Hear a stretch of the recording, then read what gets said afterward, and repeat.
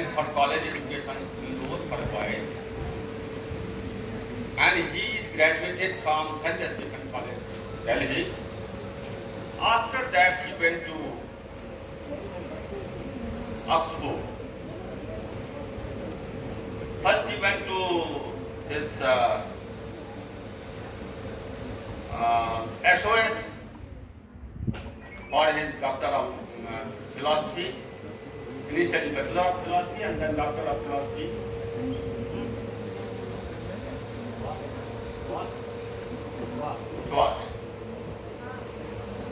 And after that he joined Oxford. He was in Cambridge for 5 years. And when newly established Jawaharlal Nehru University was established, he joined CA. And since then, he is with us, keeping his one leg there at the JNU, which is honor for us, and teaching to the world about the political economy. He has a number of books in his credit, books and journals, celebrated one. We started reading him with liberalism. And then Egalitarian Society and many other books in macroeconomics, we have read him. Every day he comes with new ideas with a challenging world. A man of great articulation. When he speaks, you can just think that it is a printed volume of writing anything. So articulate in his expression. A Marxist-Leninist bent of mind with political economy and specialization. And very critical experiences about this neoliberal development policies and discourse. He is very updated and he has been challenging that discourse. The outcome that he will listen him, how he is confronting them with the academic discourse. And also the project regime of dispensation, the way it has made the counter-social revolutionary framework of analysis, is very critique of that discourse as well. The impact that is to come for the generations, he is a considered opinion among us about the future course of development path, how we should go and where we should go. Sir, it is our proud privilege that you are with us. And on behalf of this Bihar Social Science Academy and Congress, and on behalf of this Magadh University, and co-organizers IIPA Bihar chapter, we welcome you all with all humility that you have taken pain to be with us. We know that we have to read and learn many things to interact with. We are even not in a position to have proper discourse and interaction. But we'll try to receive what you are saying for our future discourse and learning. And I think this will be a great day in the history of this Magadh University. And your presence is going to make a laurel, adding a laurel in the cap of Magadh University here. With all these words, we again welcome you, sir, on my bottom of it.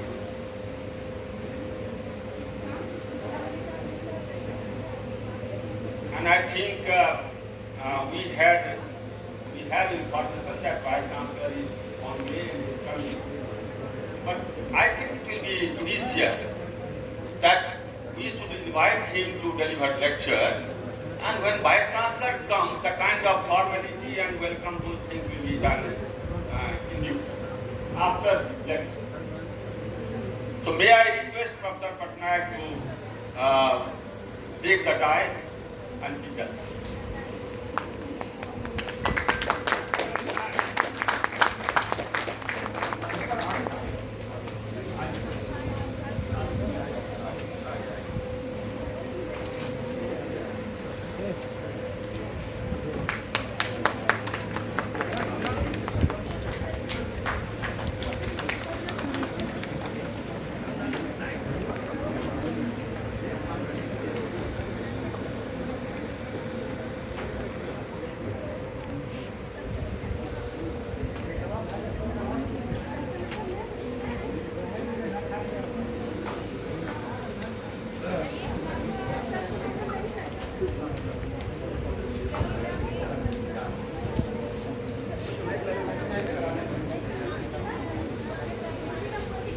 इनसे मेरा request होगा bouquet और शाल देकर bouquet शाल में मेंटो और kit देकर सम्मानित करें। Honourable vice chancellor professor S P Sahib साहब सम्मानित करेंगे। हमारे दिल्ली से आए हुए मेहमान प्रोफेसर प्रभात पटनायक साहब।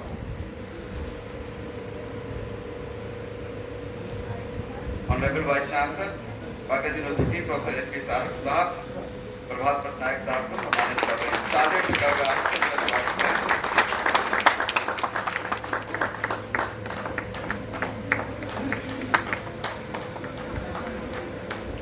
मेमेंटो देकर सम्मानित कीजिए। आपने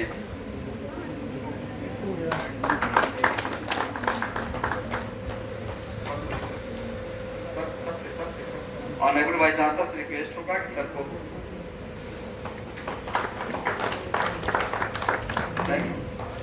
अब मैं आमंत्रित करूंगा यहाँ पे प्रोफेसर प्रभात पटनायक साहब।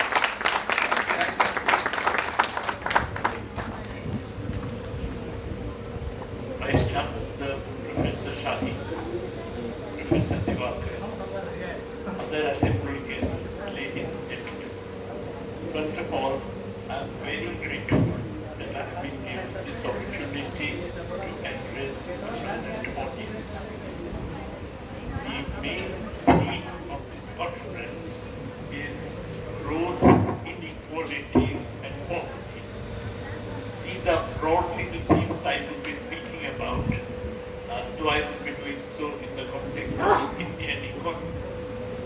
The fact that in the Indian economy there has been an acceleration of the growth rate since the introduction of neoliberal policies in 1991 is something which all official statistics confirm, and of course in the course of this lecture I am not going to question any official statistics. So the fact that there has been an acceleration in the growth rate is undeniable. But at the same time there has been an enormous increase in inequality. As a matter of fact, inequality measurement is a very tricky business, and there is now an institution in France of which two well-known representatives, Thomas Piketty and Chachal, they have got data for all countries of the world, and they trace, or as many countries of the world as possible, and they trace what is happening to inequality in all these countries. Their study for India shows, and incidentally they use income tax data. Income tax was introduced in India in 1922. So they actually study the extent of inequality for various years starting from 1922. Now in 1922, the measure of inequality which they use, that is the percentage of the national income which accrues to the top 1% of the population, that percentage was about 20%, 1922 when income tax was first introduced. That percentage remained more or less high till independence, after which, because of a number of egalitarian measures, the extent of inequality actually came down, and this is one of the surprising findings that they have, that the percentage of the total national income accruing to the top 1% of Indian population came down to as low as 6% in 1982. So from around 20% in 1922, it hovered around that figure till independence, and after independence it came down to about 6% in 1982. After which, for 2013-14, for which they have data, it went up to 22%, and the last year they studied is 2014-15, where it was roughly the same. In other words, the level of inequality in 2013, 14, 14, 15 was not only higher than in 1982, much higher. In other words, not only is it the case that inequality, by this measure, increased greatly during the period of neoliberal economic policies, but what is more, it was higher than at any time in India's history since the income tax was introduced in 1922. Those days, as you know, we had Maharajas and so on. There are huge inequalities in the country, but the amazing thing is that even that level of inequality is now exceeded by the inequality that we have for the latest year they have studied in 2013-14 and 14-15. And the point is that, of course, if you have high growth rate, and roughly speaking, the growth rate in the period before liberalization from independence was around 4% per annum. And since liberalization, it actually went up. It doubled to about 8% per annum. Now it's slowing down considerably. It slowed down considerably. Now, notwithstanding the substantial increase in the rate of growth of GDP, because of which India is generally considered to be one of the emerging economies in the world, because of which India has acquired a lot of standing as a powerful economy of the world, you actually find that the level of inequality has increased dramatically. But if you have high growth rate and an increase in inequality that's quite dramatic, that may still mean that even the poorest are becoming better off. Because all right, some are becoming even better off, but nonetheless, it could mean that everybody is becoming better off. But that, alas, is not the case. As a matter of fact, according to estimates which have been made, the poverty, the level of absolute poverty according to a particular measure, which I'm going to discuss in a moment, has actually increased. The magnitude of absolute poverty has actually increased in the period since the introduction of neoliberal economic policies. Now, this is something which would come as a surprise to everybody, because after all, the World Bank tells us, the economists in Yojana Bhavan in the old days, India, they all tell us that yes, we have had a high level, high rate of GDP growth, because of which poverty has come down. It may go up because of COVID and so on, but on the whole now, the levels of poverty are much lower than they were before the introduction of neoliberal policy. That, however, is not true according to a particular measure which I am going to discuss. In 1973-74, when poverty studies began in India, before that you didn't really have any discussion of poverty in India. In 1973-74, when the poverty studies began in India, the measurement of poverty was done by finding out how many people in urban India were not getting access to 2,400 calories per day, and how many people, rural India, and how many people in urban India were not getting access to 2,100 calories per person per day. Now, of course, this 2,400, for some unaccountable reason, got lowered to 2,200 calories per person per day. Therefore, the poverty norms which were originally established and accepted in the country is that person would consider poor who falls below 2,200 calories per person per day in rural India and 2,100 calories per person per day in urban India. Now, when you look at the figures, and figures were easily available because of the fact that we had national sample surveys. No country in the world had such a sophisticated, large-scale survey covering the economy as a whole as the National Sample Survey, which was set up by Professor P.C. Magadh of the Indian Statistical Institute. Now, the National Sample Survey, every 5 years, collected huge amounts of data from a very large sample. It collected every year some data from a much smaller sample, but the quinquennial surveys of the NSS were considered to be the best source of data on the economy. Now those data, of course, were on expenditure. Income is a very difficult concept, after all, what is income? But everybody knows what you spend.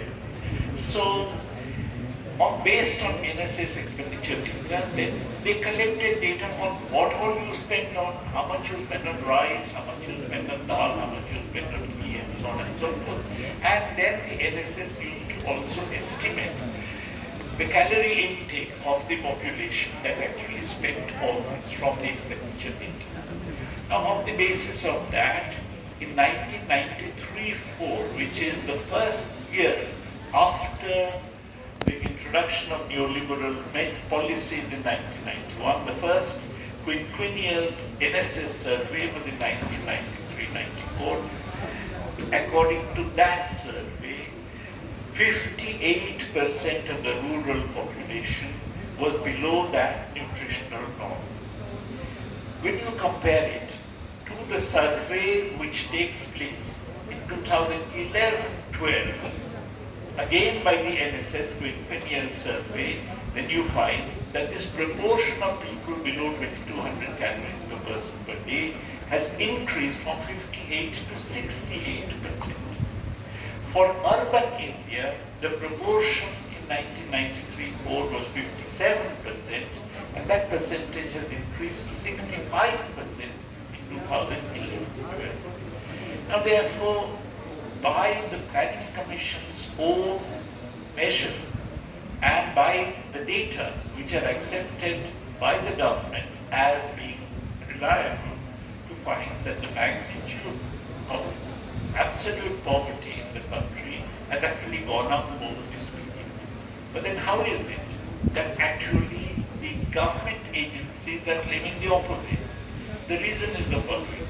In 1973-74, you actually had not only that was the original year, you found out how many people were below these calorie norms and so on. Those people who fell below calorie norms, you found out normally there is a relationship, a monotonic relationship between the calorie norm and the expenditure levels. You found out what was that cutoff point of expenditure at which somebody accessed 2,200 in rural areas and somebody accessed 2,100 in urban areas. Now that cutoff point was called the poverty line. Therefore, the poverty line was defined in the base year for rural India and for the base year in the urban India. And that poverty line has since then been brought up, made up to date by using a consumer price index, by finding out how much consumer price has actually increased. And then from that, those who fall below the poverty line, let us say in 2011, are considered poor. Now, even though you could make direct estimates of who is not accessing 2,200 calories per person per day, who is not accessing 2,100 calories, that's not what you did. What you did is that you actually brought up a poverty line. Now, this poverty line, unfortunately, would become completely useless if it is the case that there is an underestimation in the degree of inflation. Suppose actually inflation is rising by 10%, but the consumer price index shows that it is rising by 5%, then of course you would find that the poverty line is not increasing in accordance with inflation, and therefore there is going to be an underestimation of the measurement of poverty. And that's exactly what has happened. And the reason for this underestimation is something which I'll come to in a moment. That there has been a serious underestimation in the magnitude of inflation faced by the people. And that magnitude of inflation being faced by the people being underestimated is the cause why the government and the World Bank and everybody says that India's number of poor is going down, when it is palpable, it is obvious from the kind of data we have that this number is not going down, but is rather going up and going up significantly. I shall come to a discussion of the post-2011 period later. But for the time being, let me examine why it is the case that the poverty is increasing. After all, if you have a high rate of GDP growth, then normally it is to be expected that people should be becoming better off. All right, they may not become as well off as some other people, but nonetheless, as they say, there should be some improvement. Why is it not happening? Now, this is because of three specific features of the neoliberal economy. The first specific feature, let me take a bit of time discussing it, is the following. What does neoliberal policies, what does the neoliberal regime mean? It means relatively unrestricted flow of goods and services as well as capital, including finance, across countries. In other words, you have across country borders relatively unrestricted flows of goods and services and of capital and finance under the current regime. This was not the case earlier. We had very strict trade controls. We had very strict capital controls. While now you have much looser capital. You hardly have any capital controls, certainly when it comes to foreign capital bringing in funds, and they can take it out at any time. And you certainly have much lower tariff rates, and quantitative restrictions have been abandoned and so on. So that you have much more unrestricted flows of goods and services and capital, above all finance, across country borders and certainly across India's borders. Now this is the feature of neoliberalism, and let's see what this means. Suppose you have a government that pursues policies which finance does not like. Suppose the government pursues policies which finance that is now globalized, not from a particular country, globalized, does not like. Then finance would immediately leave your country. It might go to Pakistan, it might go to Hungary, it might go to Poland. At one telephone call, you can have the shift of huge amounts of funds from one country to another. Precisely therefore, because of globalization of finance, because a country like India is caught in this vortex of globalized finance, you would actually find that the government cannot do what it likes. The government has to do what finance likes, what is globalized finance likes, otherwise there will be huge capital outflows. And this is something which has happened not just in India, it has happened in other countries as well. In Britain, for instance, when John Major was the Prime Minister, you actually had in one night the billions of pounds sterlings of finance being moved out of Britain. In order to save the pound, therefore, John Major had to borrow heavily on the European market in order to support the pound. And therefore, this can happen even to a country like Britain. Later on, they actually attributed this attack on the pound to a man called George Soros. You may have heard of him, a very well-known financier now in the world. But the point is that destabilization of currency can occur for any country, and you can have a financial crisis. Any country can have a financial crisis if you route finance the wrong way.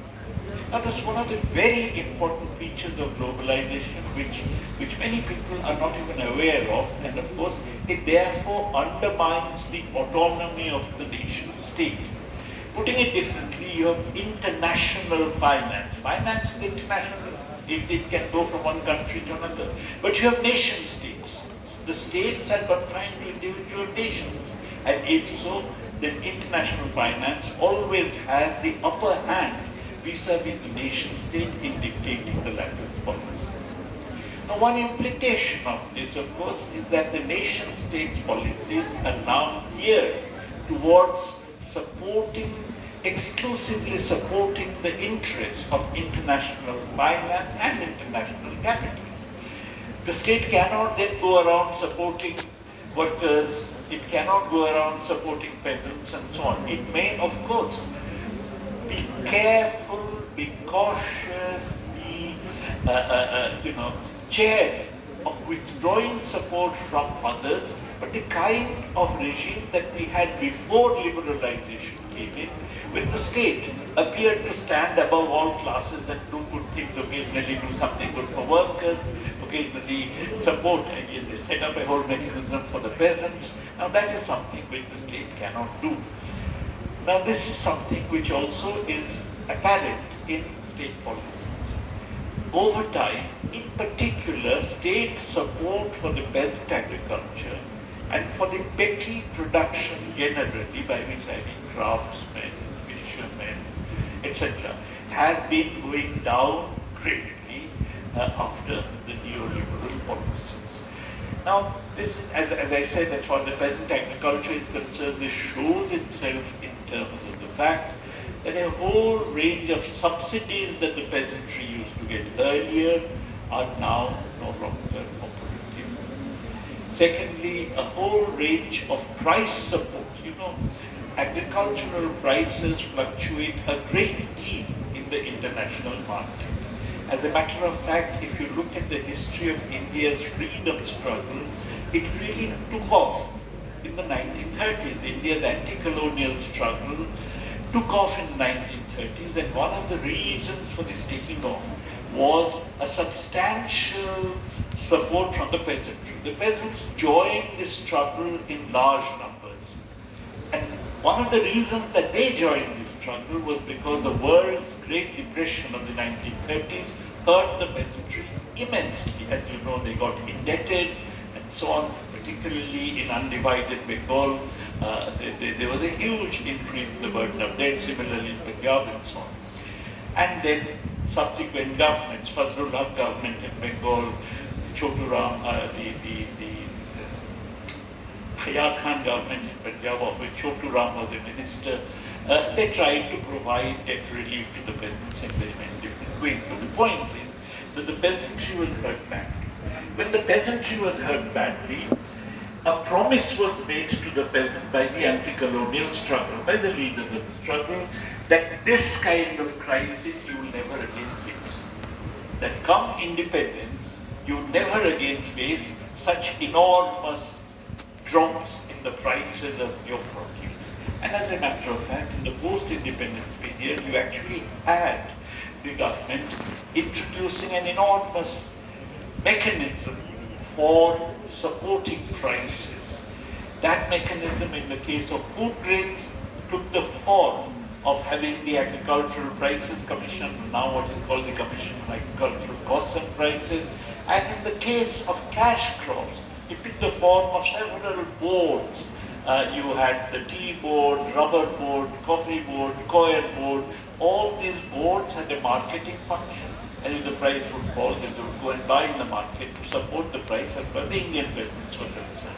And there was protection from world market price fluctuations. Therefore, the peasants were more or less insulated from sharp drops in prices. Now what has happened is that that entire mechanism is dismantled. Tea board, coffee board, rubber board, all of them exist, but their marketing function is gone. You may have read in the papers about the Kerala rubber growers facing an acute crisis at this moment. So as far as cash crops are concerned, the peasantry no longer has any support of any kind, which is one of the reasons why there are huge numbers of suicides among peasants who are cash crop growers. As far as food grains are concerned, there is still some support through the intervention by the government in 22 crops where they have marketing intervention. What the Modi government tried to do is to remove that. And the peasants' agitation lasting over a year was precisely against that. against the removal of this, and finally the Modi government gave in.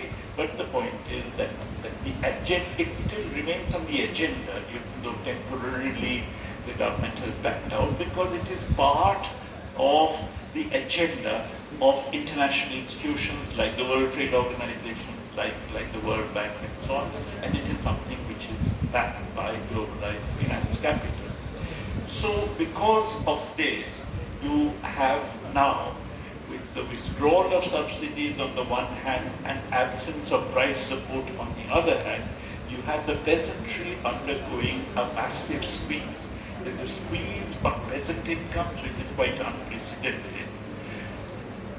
The second thing that has happened is that, okay, because the squeeze in peasant income, many peasants are migrating to the towns in search of jobs.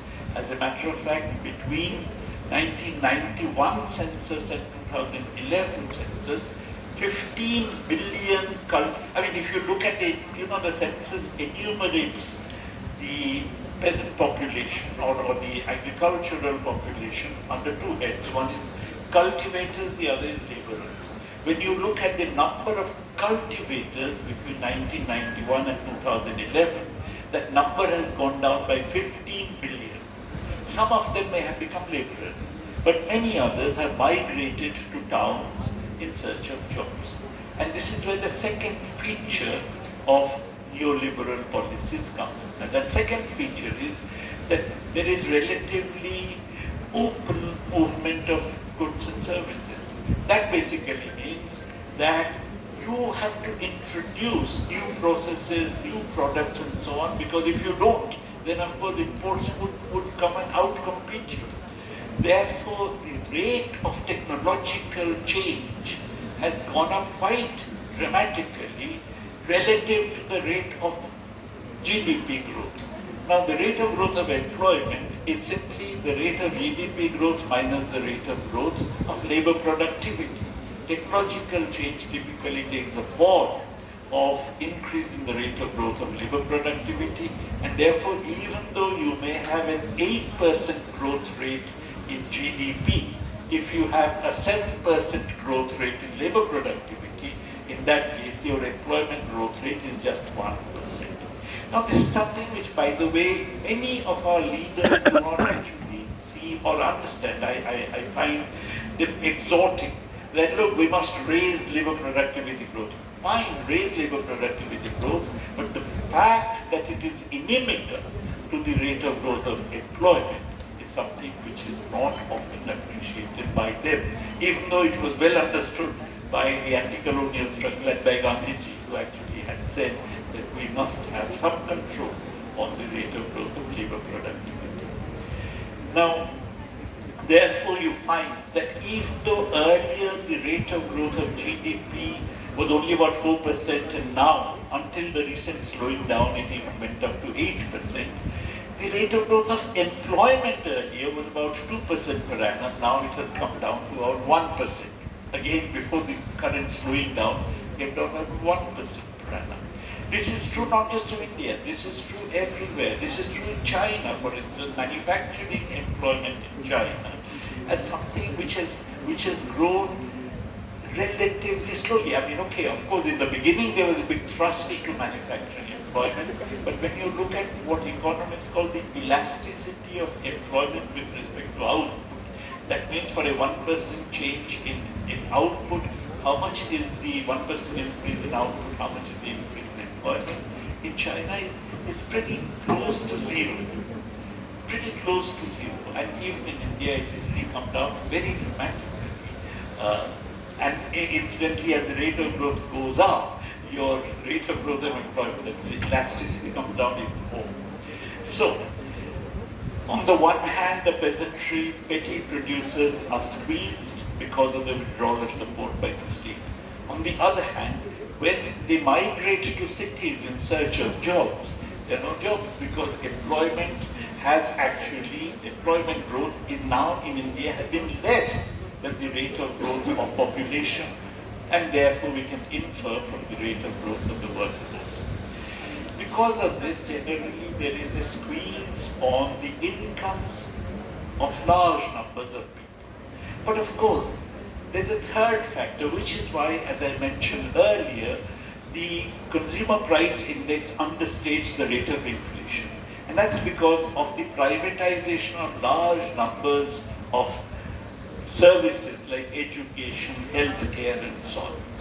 When you make a price index, what you do is that you take a whole lot of goods, find out their prices in the base year, find out their prices in the current year, find out the increase, and of course, given the weights of these various goods in the base year, then you get the weighted average of the price rise, and that's your rate of inflation. But the point is, so if you take in the base year, you actually take the prices charged in government healthcare centers or in government education centers. Say in All India Institute of Medical Sciences, suppose a surgery cost in the base year 1,000 rupees, while now it costs 3,000 rupees, then you would say that really prices have tripled according to your price relative, that if one was the base year, it would be 3 now. But unfortunately, since the All India Institute has become less important because its faculty have not expanded, its facilities have not expanded. Now, to do the same surgery, most people have to, upper force, made to go to some private hospital where they'll be charging not 3,000, they'll be charging 20,000.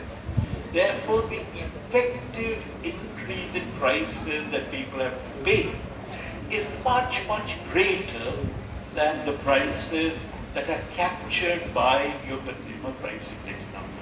Which is why for poverty to have gone down according to the consumer price index, according to the consumer price index linked poverty rate line is not very surprising, even though as a matter of fact it has gone up. You can see innumerable examples of villagers coming from UP to Safdarjung Hospital in Delhi or to All India Institute or to various private hospitals.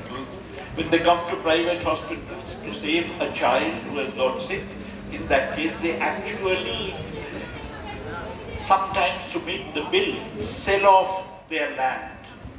And at the end of it, the child is not even saved. So they have lost their child, they have lost their land.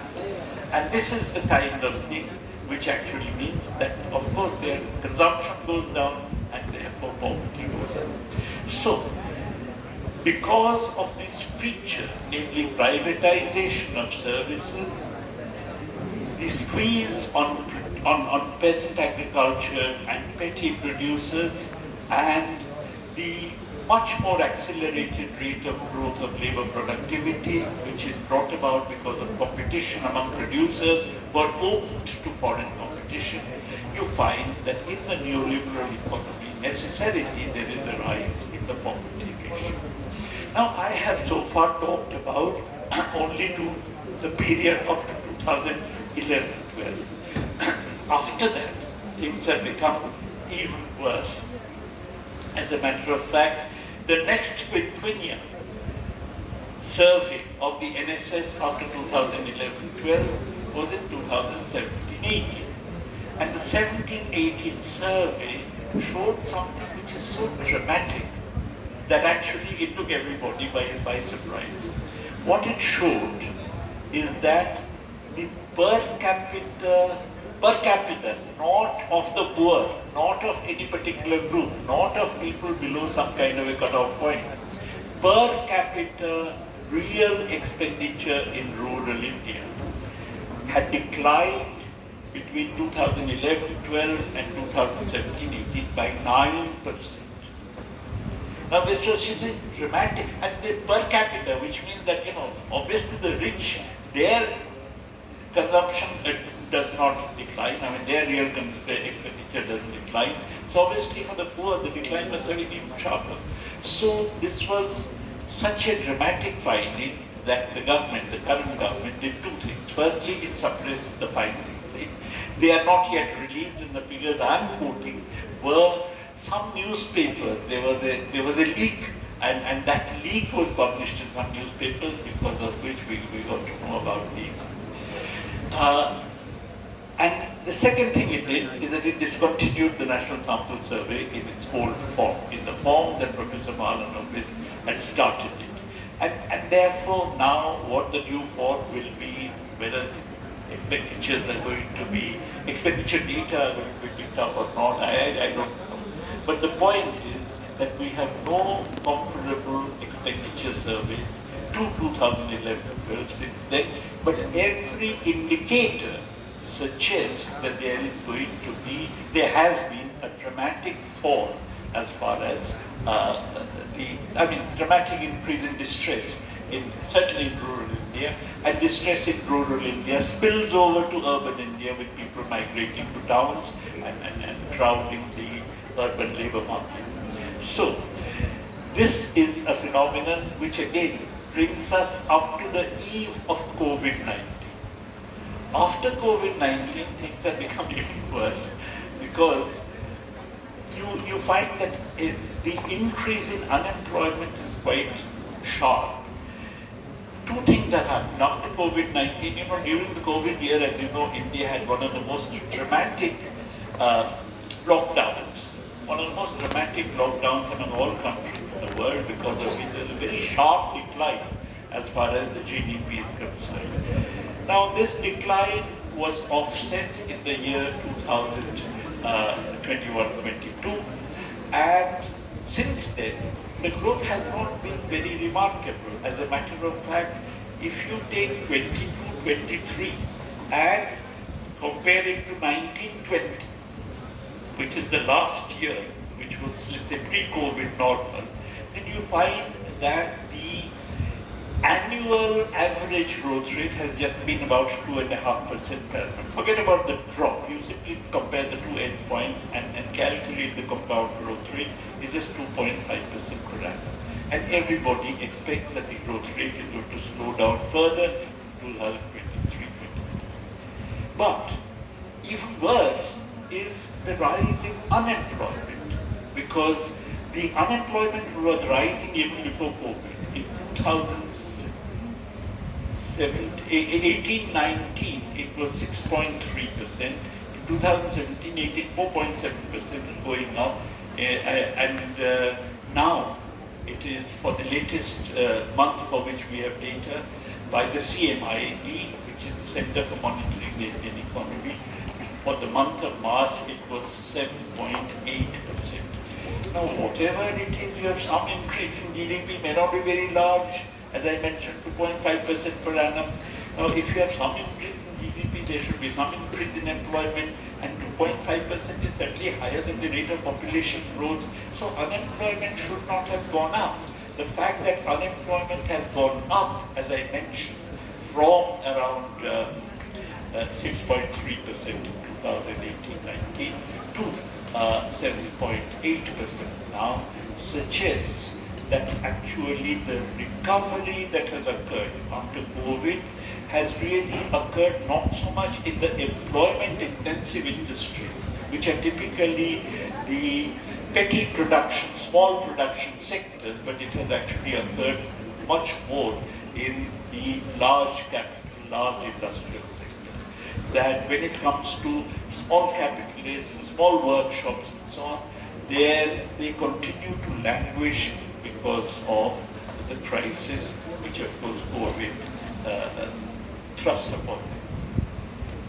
Now, there are reasons to expect that there is going to be a slowing down of the growth rate henceforth, because in a neoliberal economy, the growth rate ultimately is linked to the growth rate of the world economy. After all, you are open to the world, and therefore the world economy is stagnant, then you can't be expected to be growing very rapidly, because there is no reason why you should be able to grow very rapidly if you are open to the world economy.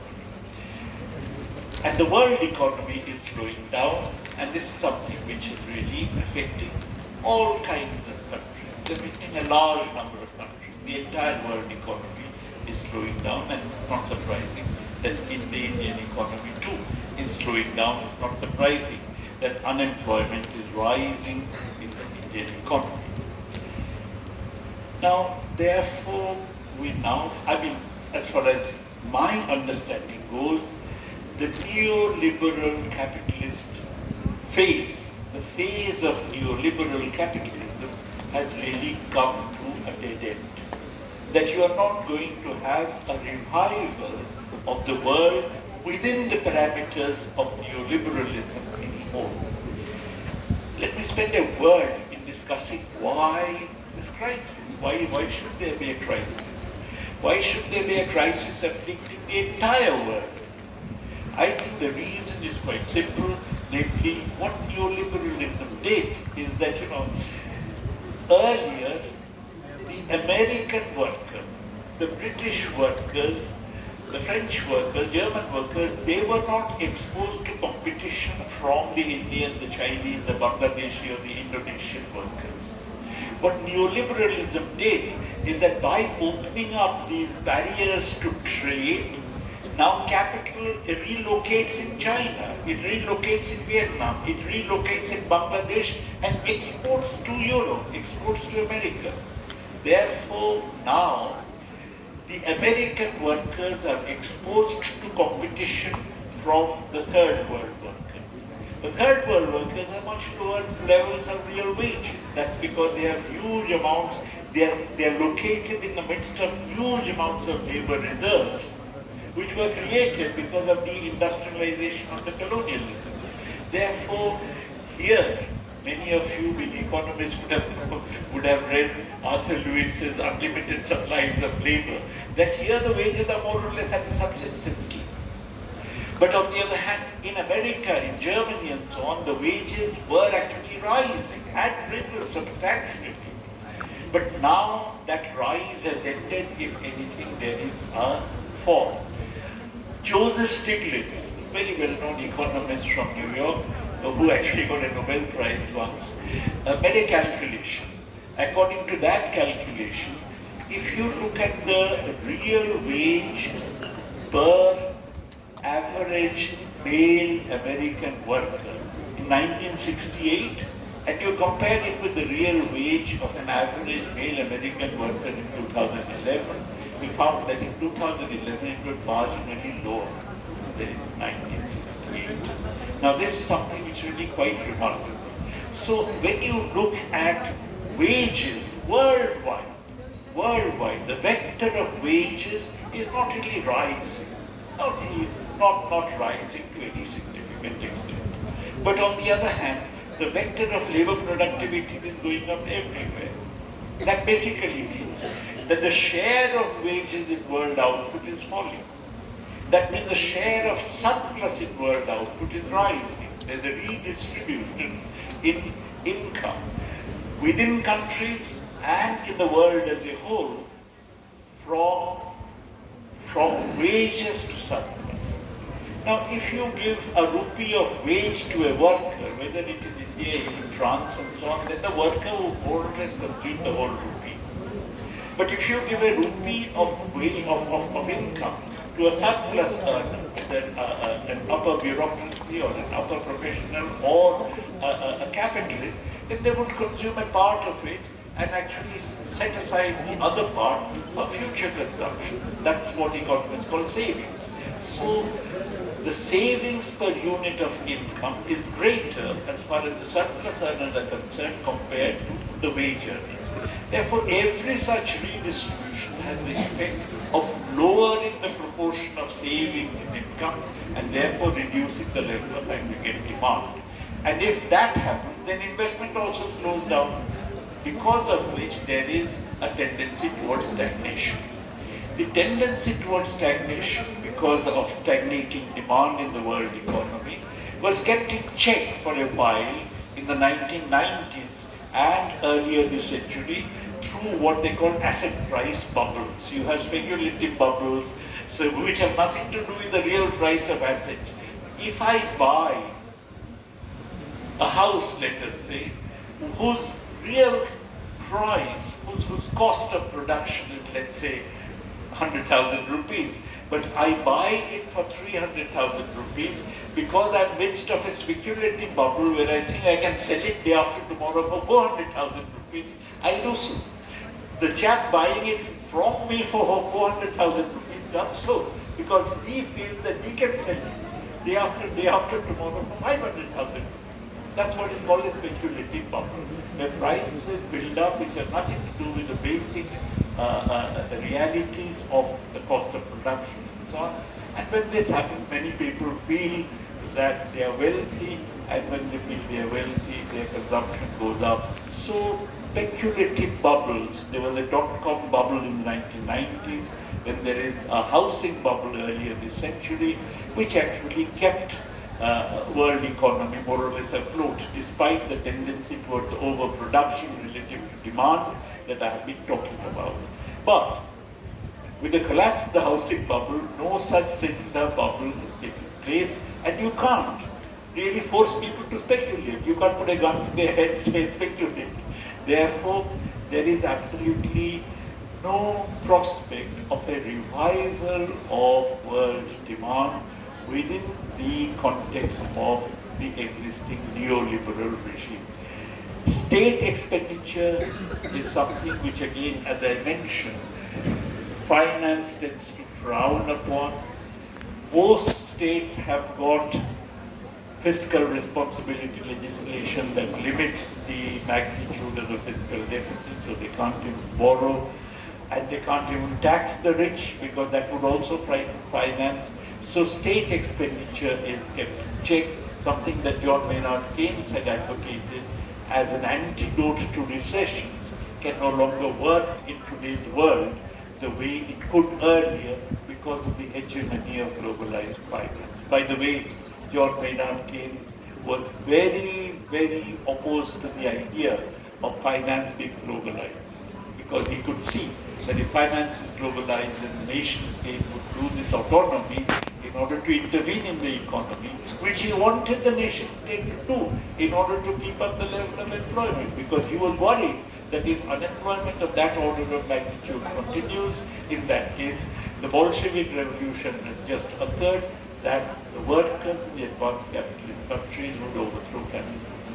He was a great defender of capitalism, therefore he wanted state intervention to stabilize it. The point is, if it is the case that now people have become much worse off in the recent period because of the crisis and the revival from the pandemic-induced lockdown is incomplete, why is it that we are not having an upsurge of resistance?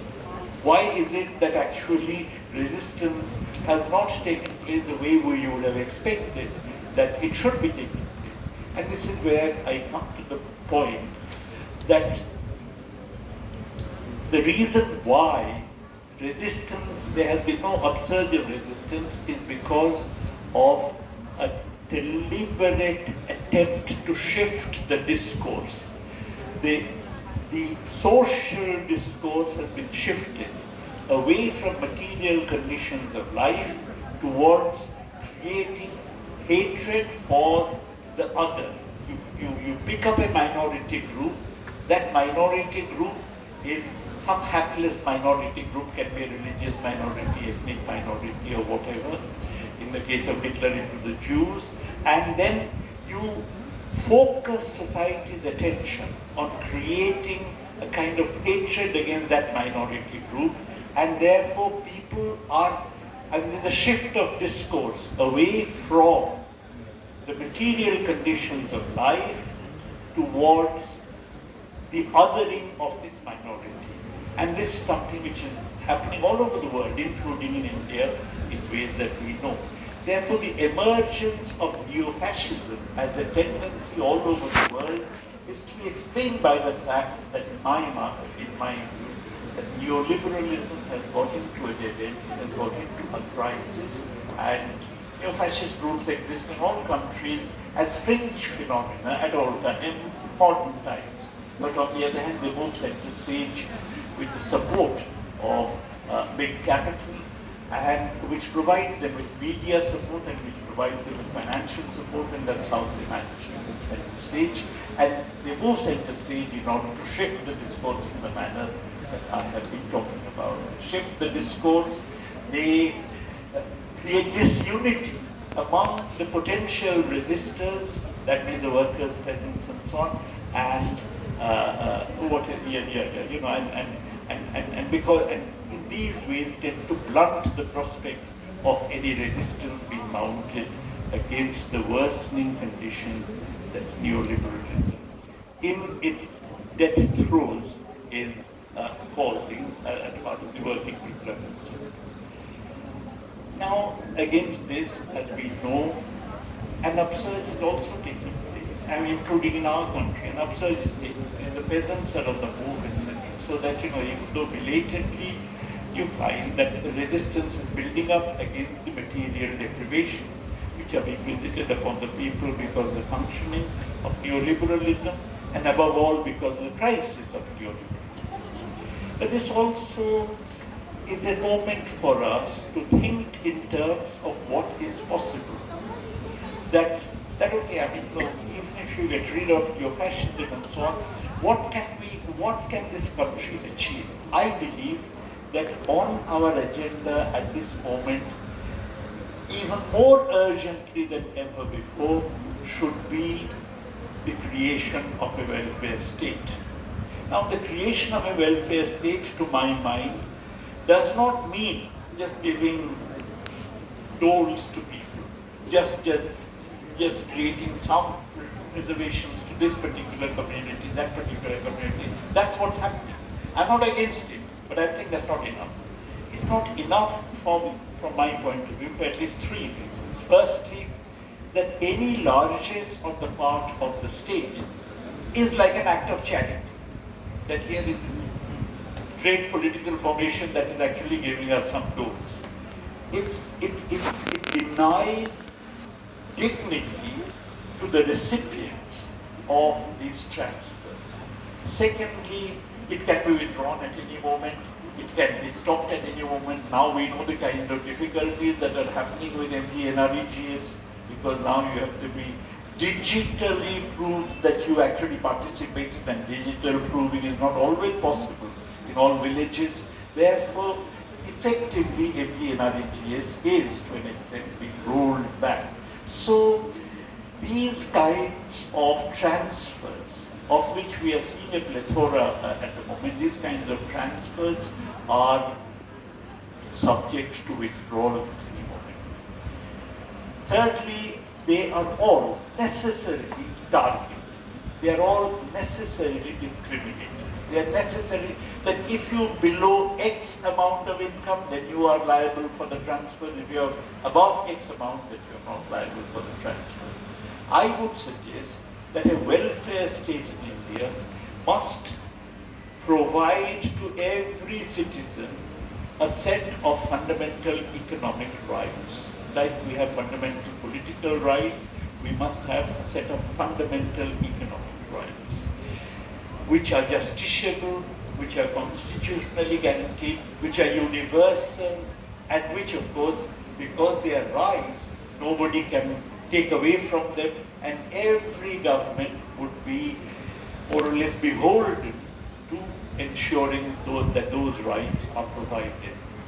I made some calculations involving 5 basic fundamental rights. The right to food, in the sense that food must be provided to everybody exactly on the same terms on which it used to be provided to the BPL population in the pre-COVID period. Secondly, the right to employment, by which I mean that in case someone is not provided with employment, then the person must be offered, paid a statutory wage fixed by legislation, and therefore there is no question that fundamentally my getting a job depends not on me, it depends on society. If I'm unemployed, it's not my fault, it's the fault of society. Acceptance of that philosophy basically implies that if you don't have employment, you must be paid a wage nonetheless. This wage has to be statutorily fixed. The right to food, the right to employment, the right to education, free, universal, quality education, publicly provided in public institutions to everybody. The right to free, universal, publicly provided healthcare along the lines of the National Health Service in Britain or in the Scandinavian countries, or used to happen in the Soviet Union earlier. 4 rights. The right to universal healthcare, universal education, free. and the right to food, the right to employment, and finally the right to a living old age pension and disability benefits.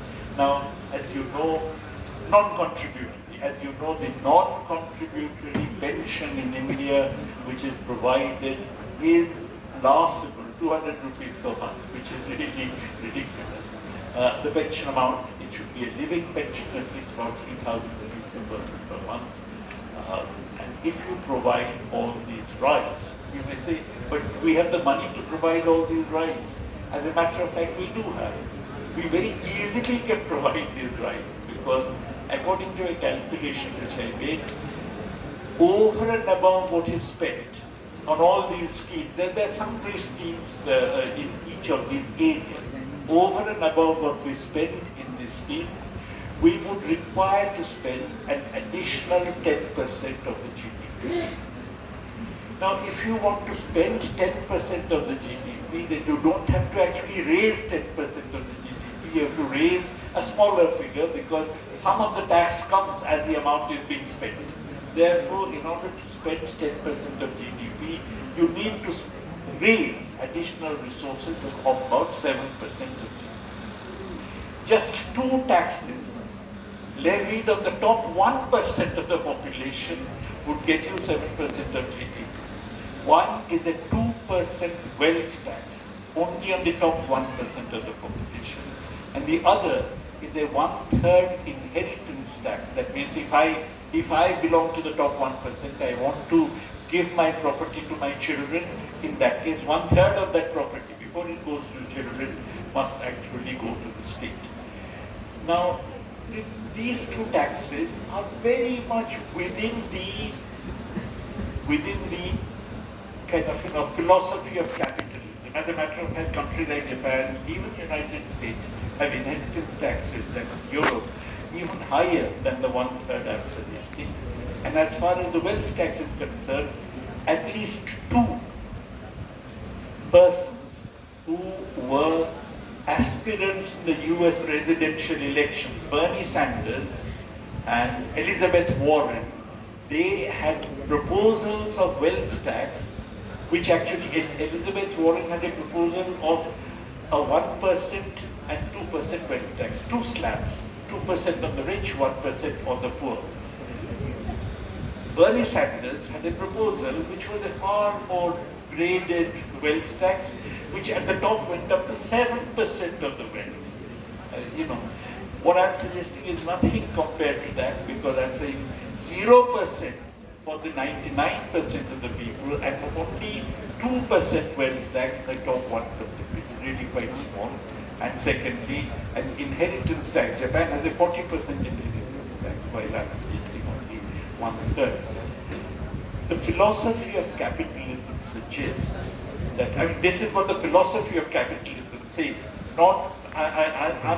I'm an unashamed socialist. This is not my view. This is what the philosophy of capitalism says.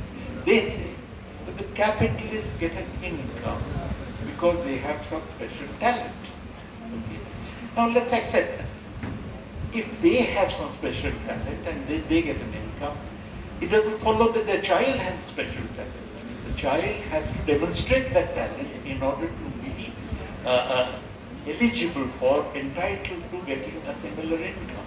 And it's on that basis that you actually have inheritance taxation, quite heavy inheritance taxation, that your child must not, just because you had that talent, your child must not get an unfair advantage over other children. That means, kind of the level playing field must not be disturbed. And this is the philosophy of capitalism. And that being the case, the taxes I'm suggesting are really nothing, and they're in keeping with the philosophy of capitalism.